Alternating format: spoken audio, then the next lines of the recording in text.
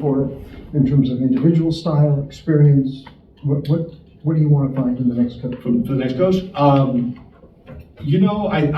I think we want somebody who has a real vision for how to implement our young guys, how to incorporate some veterans, which we're for sure we're gonna be adding to the mix over this summer, but also over the next few years. And I think we're looking for somebody who has kind of a dynamic presence and vision, and they'll obviously have a new voice, and we want that voice to be one that we think is going to really resonate with our group. It's not formulaic. It's not like, oh, we need to get this exact thing. It's much more trying to figure it out. I do think there's really talented people who are available right now, and so it'll be really interesting to hear what they have to say, when they come in, because we're just starting this process. Why did you feel Stephen wasn't the right coach for you moving forward? I think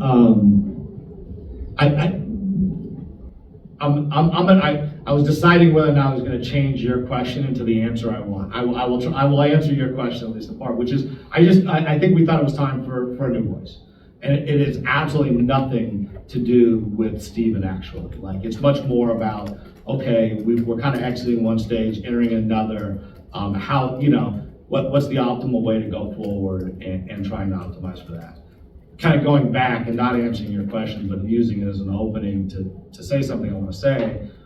Working with Stephen has been amazing, and he is as good a person as you could ever hope to work with. And I hope that the effect he's had on me as a coworker is one I have on other people. And I doubt I actually get there, but that's like a goal of mine. He's a really good person. We've been really lucky to have him for the last 3 years.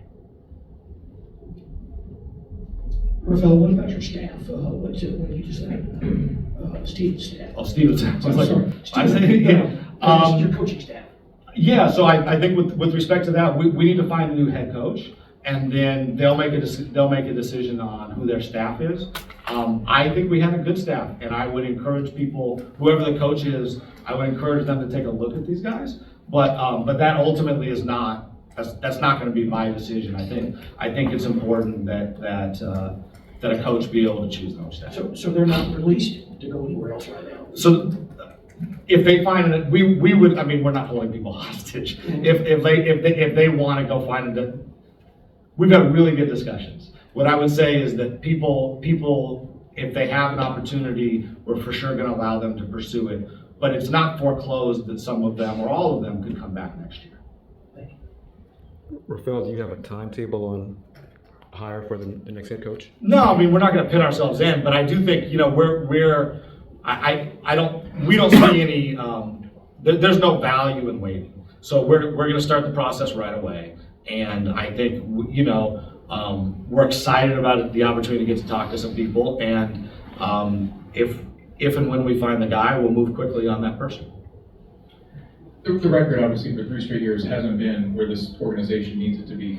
Does the coach make that much of a difference, or is part of this hiring the right coach, the new voice you want, but also these players have to continue to develop and kind of get to that next level?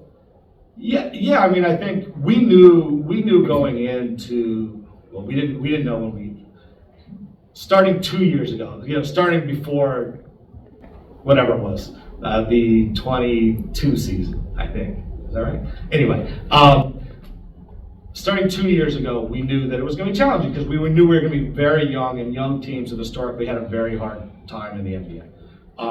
We had enormous salary cap constraints. We had a lot of salary. We didn't have free agent room, and we had a lot of young players. We drafted 4 first-round picks 2 years ago. A year ago, we brought in another 3. That's on top of multiple other young guys that we had on our roster. The NBA punishes young players. We all know it.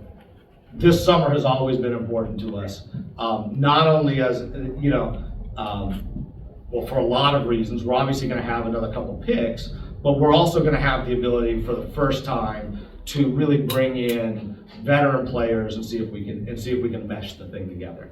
And so that's what we're gonna do, you know, and the goal is to continue the growth, kind of exponentially, but to your point, that won't happen just by bringing in player X and Y to the team, no matter how good they are. We are banking on there being material internal growth, like, but I think you've also seen that. Like, I think our fans feel pretty good that growth is going to come. I know I do, because if you just look at the difference of, you know, from Jalen and Alperin of their rookie year to their second year, it is a material difference. That doesn't stop, right? They should really be improving to this year and next year.